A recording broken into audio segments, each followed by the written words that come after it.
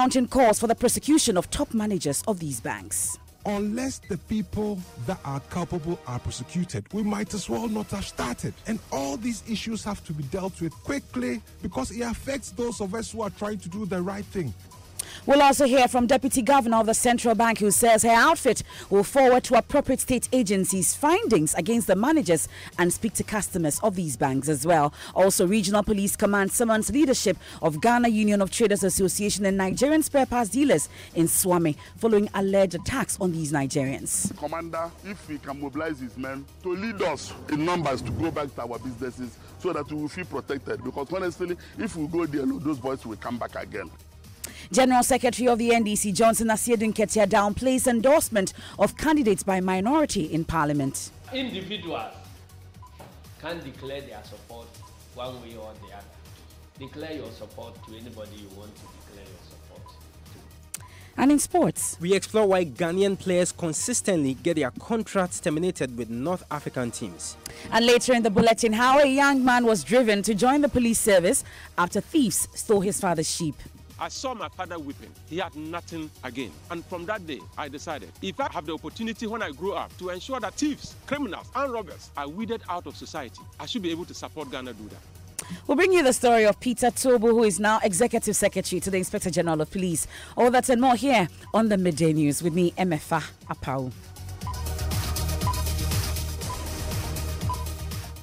Let's get the details now. Minority spokesperson on finance, Kasiela Tuforsen, says Parliament is set to drag the finance minister and the governor of the Bank of Ghana before the House over the collapse of 5 banks. The central bank announced the creation of Consolidated Bank after it dissolved the 5 ailing banks. Speaking to Raymond Akon upfront, the ranking member on the finance committee said the two ought to answer why the state is putting a whopping 7 billion Ghana cedis to fix the problems created by these banks. I'm going to ask the Minister of Finance and the Governor of Bank of Ghana to appear before Parliament to give us better and further particulars about this 5.7 billion. And if there's any way Government of Ghana can take any action to reduce the fiscal cost to the state, because 5.7 billion Ghana cedis isn't a small money. Not doing that. Who are the chunk? I mean, the main customers, the big ticket. We had Cocoa Board, 222 million. We had Road Fund, another 300 and something million. We had Ministry of Finance themselves. So from what I read, Government of Ghana and its allied agencies put together, you're talking about 1 billion. Is that all, or there are more? He's also been speaking about what he thinks led to the collapse of these banks. People have worked at the cocoa sector. They needed to be paid. They've done the job. They've gone to the banks for loans. Because of politics, no one wants to pay them. This is what we will see. If you've worked at this assembly, worked at Get Fund, worked at Road Fund, and nobody wants to pay you as a result of capping or, in quote, tagging, what happens? This is what we'll see. So I would not say it's because of legacy problems. It's because of policies that this government is implementing. If you decide to cap all statutory funds, if you decide to say that you are not paying contractors, this is what we see. You see, I know the IMF never said anywhere that the capitalization should be 400 million. Okay. In fact, when we engaged the IMF, they said 400 million they think is even far-fetched. Really? Yes, that is the conversation they informed us at the finance committee when we met them, that they think the 400 million is a bit too much, but that is the decision of government. I know the IMF requested for the asset quality review test, and for us to be able to evaluate the banks that are in distressed position and those that are not in distressed position. Minority spokesperson on finance. Now, economist at the University of Cape Coast, John Gachi, insists government was equally responsible for the collapse of the 5 banks. Some of them, I think that the government of Ghana and its allies contributed hugely. It is the Bank of Ghana, to a large extent, who is supposed to ensure supervision of these commercial banks. It is the Bank of Ghana who have a regulatory oversight of all these institutions. So there is no way Bank of Ghana will be acting as angel in all these matters. And bearing in mind that if you take some of the institutions involved, Bank of Ghana was actually fighting with those institutions regarding ADB, and the Ministry of Finance is also fighting those institutions regarding ADB. And on top of that, you realize the Ministry of Finance also is indebted to that institution. At the same time, Road Fund, Cocoa Board, Bank of Ghana itself as a regulator is also indebted to that institution. That sounds very immoral. You have John Gachi is an economist at the University of Cape Coast. Now, let's get on the ground because, as you're aware, the central bank had indicated that the Consolidated Bank Ghana will be open for business at 1 p.m. today. But already, some customers have turned up at the bank's premises. We'll head to Accra and find out what's happening. But let's go to Kumasi shortly because we are told the situation is similar. Love News has been speaking to some customers there. I'm here to withdraw some money. Yeah, I'm here to withdraw some money. Now, when I came, I was about to go to the banking hall, but it was closed. So I came to ask the officer, and he told me that they are coming at 1 o'clock. So I should wait. About 1 hour. No, I say problem, Kaka. Almost to me, kind of mammy, about 1 hour. Affecting me because baby I'm requiring what goes below my disco. And I scanning to me here said the bay at the here. It's affecting me the brain. Yes, I'm a call about 1 and I'm about checking. And after some any other banker, I'm on my and yes, I can't stand because you're very problem. Coming to deposit money. When I came, it's closed. I've been informed that they are going to work start operating after 1 o'clock. I heard that they have a problem, and then Bank of Ghana is trying to sort them out. But to the details of the problem, I didn't have time to read. I've seen it in the social media, but I've not had time to read it. So now what are you going to do? Well, in any case, it's positive to me because I'm owing somebody and I'm supposed to come and deposit their money. I don't have any problem. What do I call the problem? So me, it's a plus to me for now. So you had some customers there in the capital, in the Ashanti region. We'll get to my colleague Ebenezer Sabute shortly, who's also been to some offices of these banks and will join us with the very latest. But the second deputy governor of the Bank of Ghana, Elsie Aduawaji, says her outfit will pass on findings about the 5 collapsed banks for action to be taken against persons who contributed to the insolvency of the financial institutions. She spoke earlier on the Super Morning Show.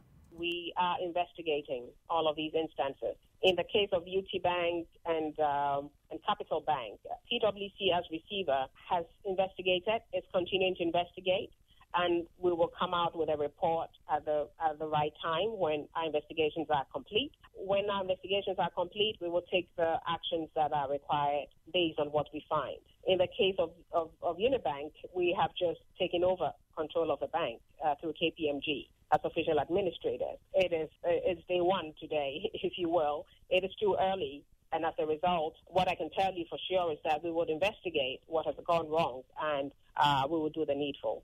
The outlook is very positive. The banks are doing very well. From the asset quality review exercise that was conducted in 2016, there were 9 banks that at the time had problems with capital. The other banks had all submitted plans to correct all the deficiencies that we had identified. And all those banks are working assiduously to correct those problems. The other banks are strong. They've all taken steps to correct all the deficiencies we identified. And we're very positive that they will remain strong going forward.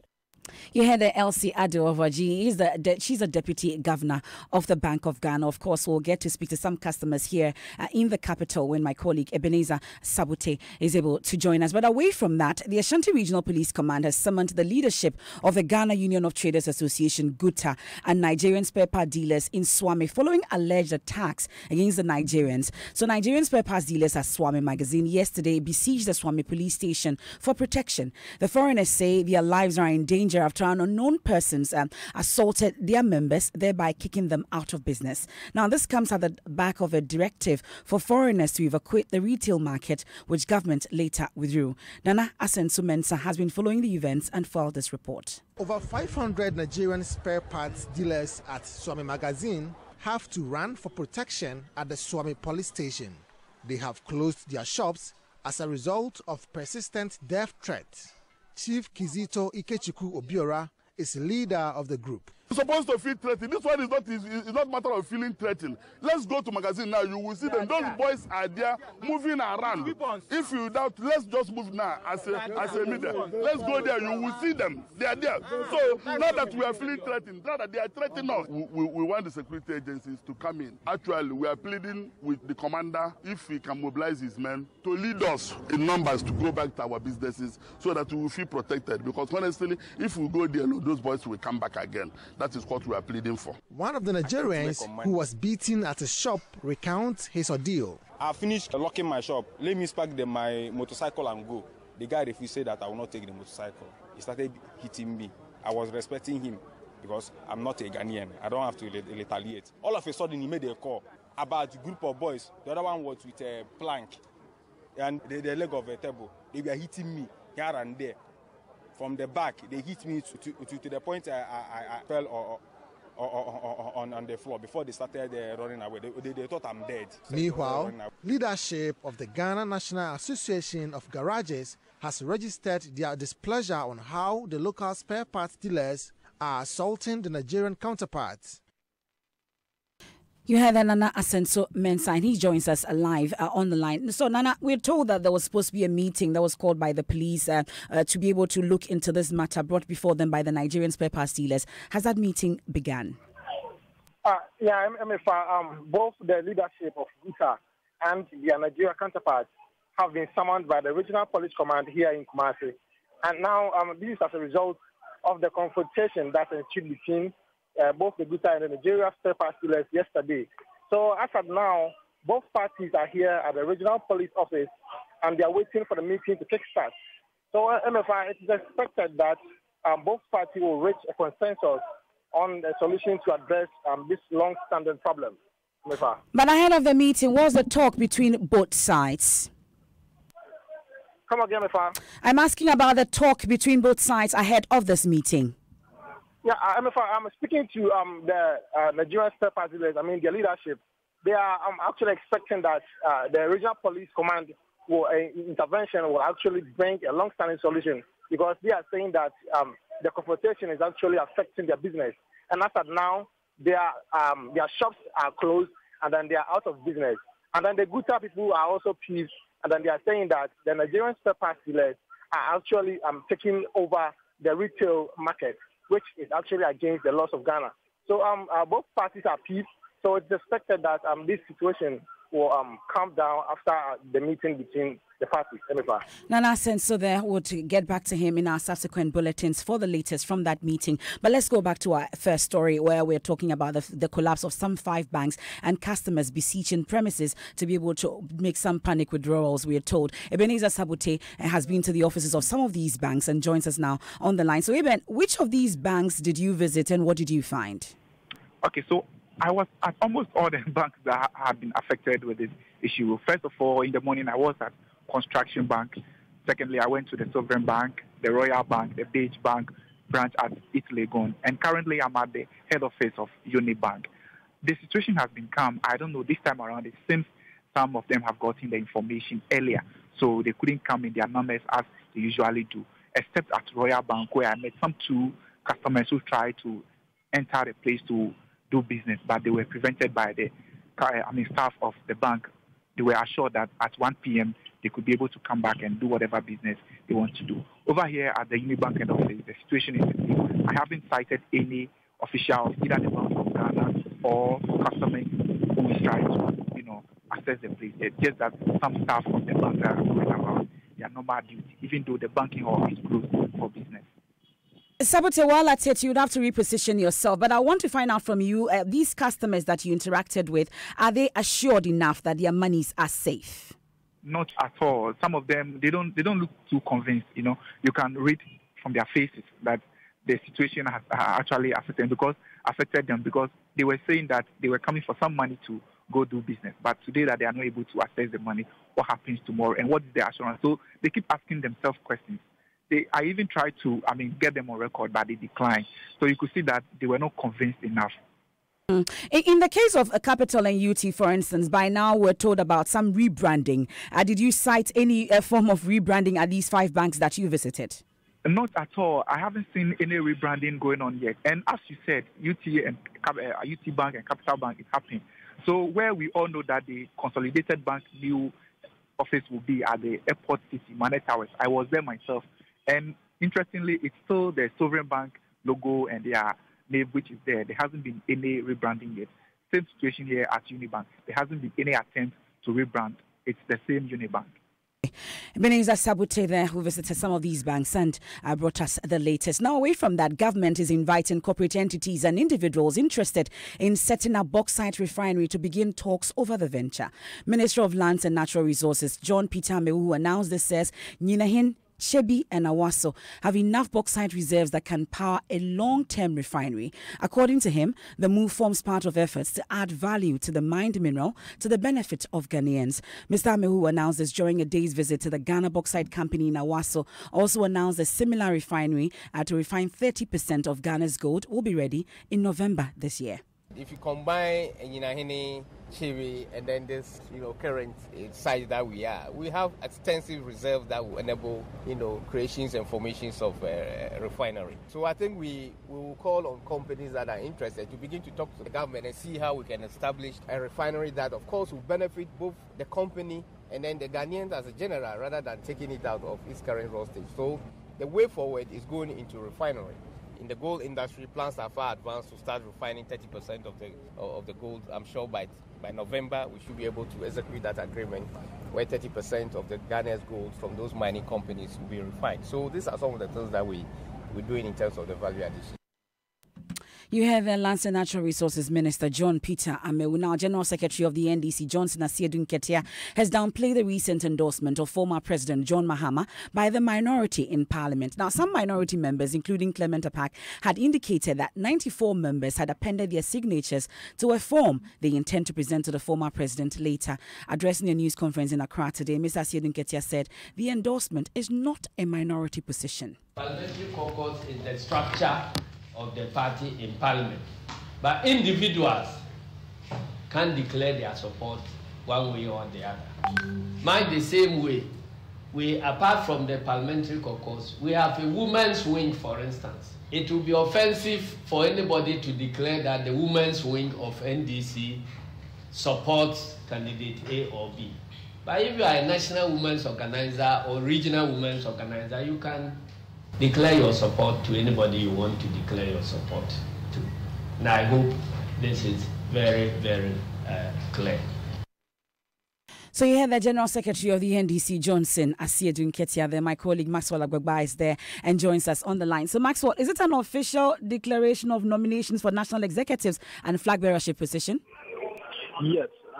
So the General Secretary, Johnson Asiedu CATIA, officially declared that the campaign for national positions and flag bearership of the party have been opened. It's urging those aspiring to lead the party in the 2020 elections to avoid opulence and be frugal in their spending during the campaign. It's also urging them to avoid all the mudslinging that usually characterize such campaigns. The NDC promised that after the burial of the late Vice President, they'll be commenting on the appointment of the new EC chairperson. We've been trying to find something to get something from the General Secretary, but he said they only called this press conference to address internal party matters, and they will not comment on any other issue. That's interesting. Maxwell Agbagba there from that NDC presser that's just ended a while ago. You're still listening to the Midday News here on Joy 99.7 FM. Still to come, we'll tell you the story about a young man who was driven to join the police service after thieves stole his father's sheep. I saw my father weeping. He had nothing again. And from that day, I decided, if I have the opportunity when I grow up to ensure that thieves, criminals, and robbers are weeded out of society, I should be able to support Ghana do that. We'll bring you the story of Peter Tobo, who is now Executive Secretary to the Inspector General of Police. Also, we have Tech Thursday. That is a sweet sound of excellence. That is a sound from Mac. Yes, Mac Ghana.